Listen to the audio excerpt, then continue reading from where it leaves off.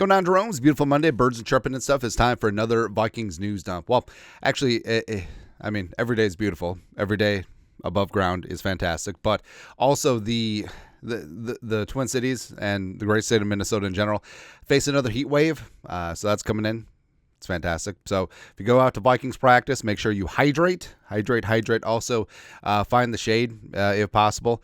Plus, the whole thing about it is that it's been hot, it's been rainy, and there's been a lot of mosquitoes. Now, a couple weeks ago, I said that the mosquitoes haven't been so bad, but that is just pure subjectiveness because I'd been outside in places that was pretty damn good in terms of mosquitoes, but apparently people are getting rocked.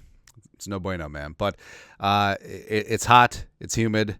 Minnesota State Fair's coming up. That's fantastic. But we are closer to football, and we're closer to, not gonna lie. So I'm one of those weird Minnesotans who doesn't mind the winter. Mainly it's because I work from home, and the wife is able to be a stay-at-home mom, and she's fantastic at it.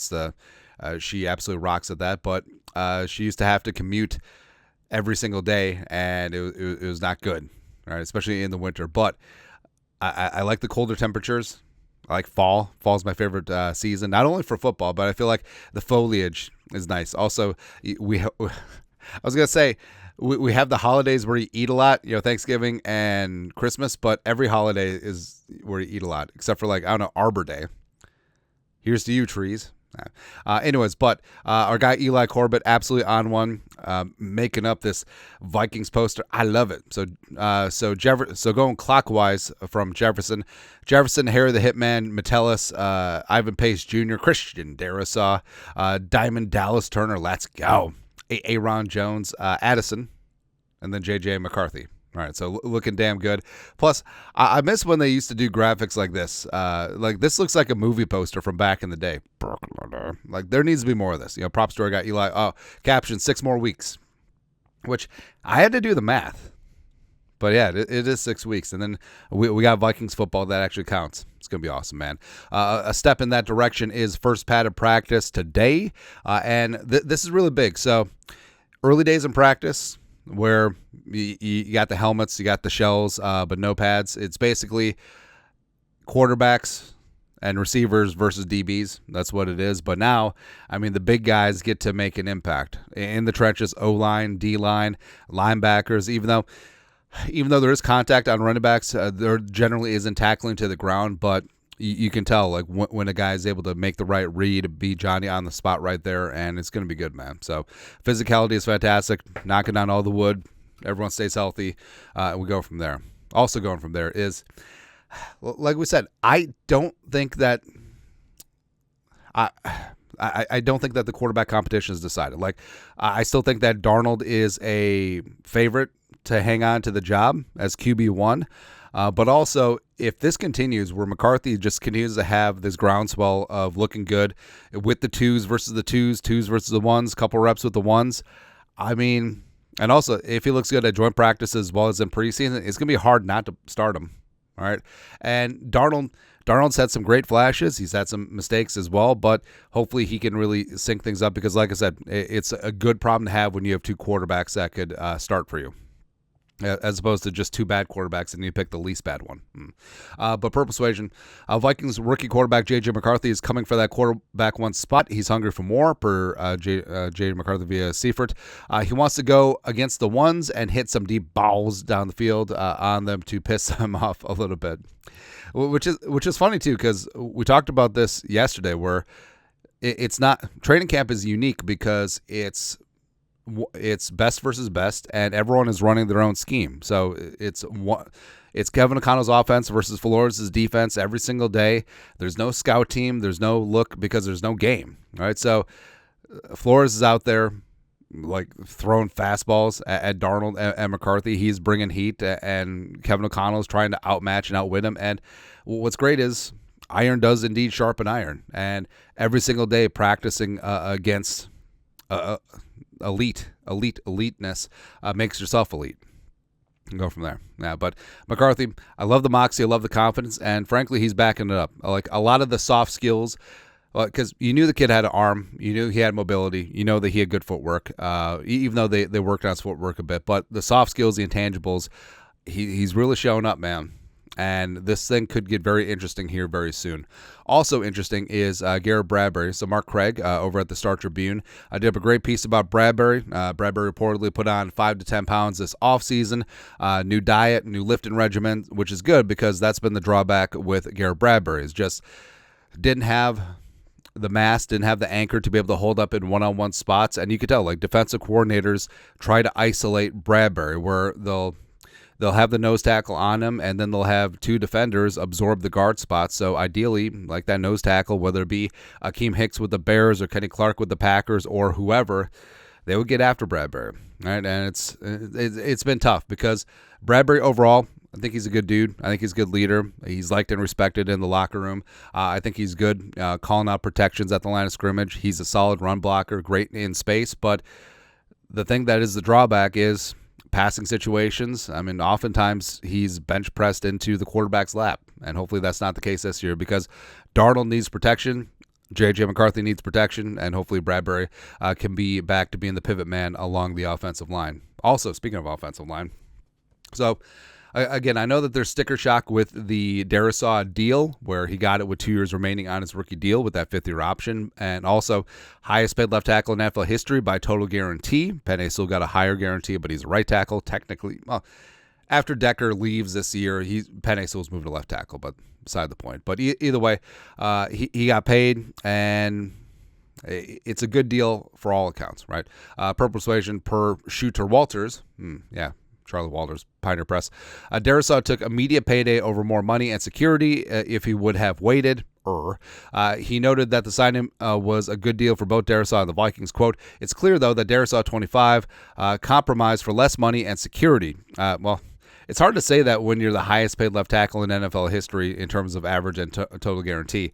Darrisaw hasn't gotten through a full season without missing some games due to injuries. The signing was a good deal for the left tackle and a good deal for the Vikings. The NFL salary cap continues to rapidly increase as the league's revenue continues to explode. Now, even with that fresh money, making him the top dog at left tackle, the beauty is in the structure of the contract, and we've been over that. It's a Rob Brzezinski special. So you got 2 years, Darrisaw still on his rookie deal, and then basically that 4-year deal is a 1-year deal, and the Vikings can get out from under it if Darrisaw can't stay healthy or isn't up to snuff. But with 6 years of total control and the guaranteed money basically evaporating by 2027, I mean, that gets very team-friendly very quick. And Darrisaw's contract is quickly going to be lapped several times.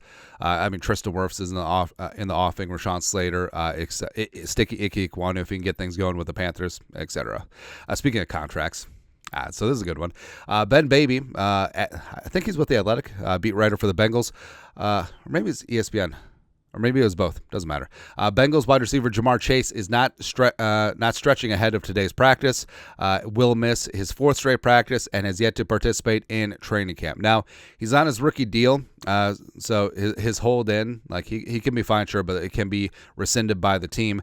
But again, it's kind of interesting because, I mean, Jamar Chase does have 2 years left before he is slated to hit free agency with his 5th-year option. And, I mean, with Jefferson didn't get his extension 2 years early. Chase is looking to do that, and I'm sure Chase is looking for more money than CeeDee Lamb is probably going to get, more money than Justin Jefferson. But the Bengals are tough. So they paid Joe Burrow because they had to pay Joe Burrow, right?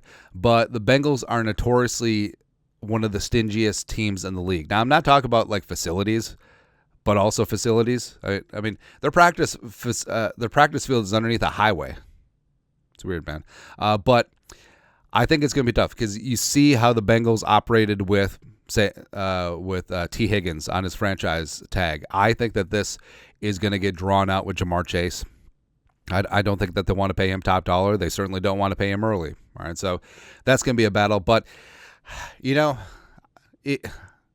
so their team is struggling to extend their superstar LSU wide receiver. I cannot relate stuff, man. So, again, we should thank our lucky stars that Kwesi and Jefferson and his agent, they got something done very smoothly, and everyone's happy. Because it really sucks, like, after a contract is signed and there's acrimony, whether the team giving the deal or the player felt like they got ripped off, it's not good. It feels like both sides are happy with the Jefferson and the Vikings deal. Also happy, so this is from Will Raggett, Sports Illustrated.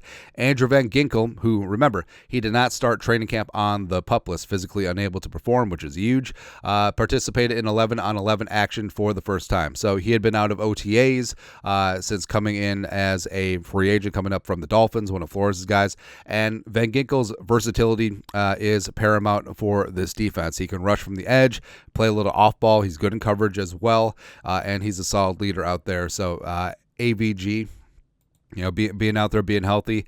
O'Connell said that they're going to ramp him up. It should be 100% for padded practice today. But either way, get him to 100% and then go from there.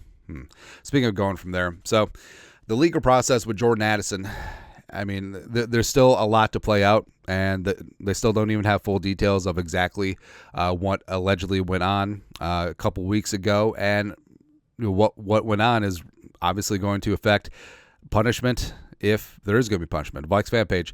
This is from Ben Gessling talking about the message that the Vikings need to send Jordan Addison after his incidents. Quote, I would think the message to Addison privately needs to be fairly clear that there cannot be another instance of this or we are done, end quote. Now, talent will always get you extra chances, and the whole thing about leadership is you praise in public and you admonish in private. And I think that's probably what's gone on here with O'Connell and Addison, where basically everyone on the team, when asked about Addison, has towed the company line. It's like, we're disappointed, but we're there for him. We got his back, etc.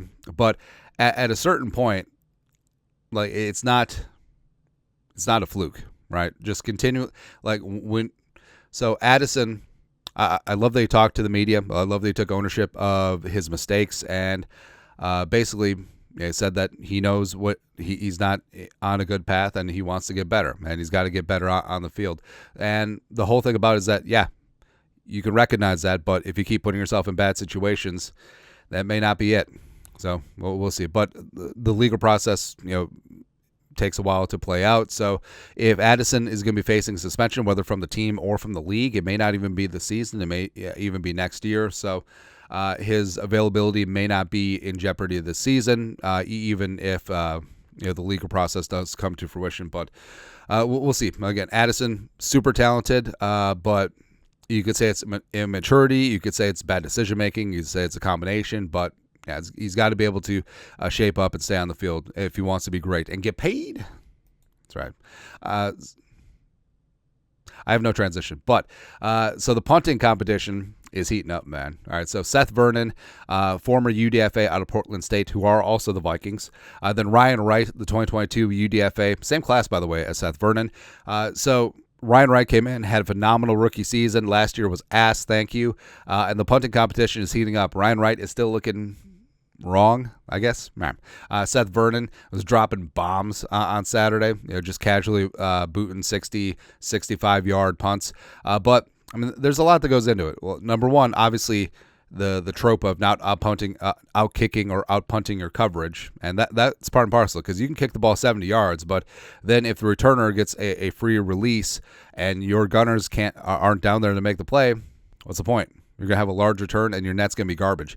Also, touch, like, do you just kick it out of the back of the end zone every single time, or are you able to get things down inside the 20? And also, holding. All right, so so obviously there's going to be a new kicker with Will Reichert or John Parker Roma, but he's worked with Andrew DePaul the last couple seasons, and Wright has shown that he's pretty solid as a holder. Now, Seth Vernon, can he do that, or is he just a big leg with no touch and no holding ability? I guess we'll see. But yeah, it's not looking good for Ryan Wright right now, man. We'll see. Lastly, so this is so stupid. So awful announcing. NFL requiring head coaches to do in-game interviews this coming season. Now, you see basketball doing this. You see the NBA doing this, where, the play will be going on, and then all of a sudden, like, the pop-up screen and, like, Steve Kerr's talking about, like, defensive adjustments. Like, And for one, I think this is stupid. You don't really get much out of the coaches. Like, they're going to talk in cliches. They're going to be like, well, we just got to run the ball. We got to play better defense. And at the end of the day, if we do that, maybe we'll get a win or something like that. We just got to play better. We just got to keep up with the momentum, all that stuff. You don't get anything, right? It's the same thing with like halftime interviews as, coach running into the tunnel.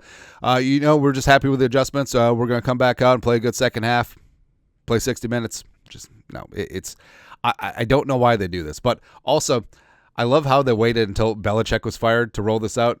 It's funny, man. But also, could you imagine just like going up to Zimmer? It's like, hey, coach, in the third quarter while play is going on, we're gonna pull you aside and get your thoughts. Talk to the media. Coach, what's going on in the game out there? We're getting our ass kicked because we can't stop a running quarterback. This quarterback runs. You better get your mind right, or I'll get it right for you, or something like that.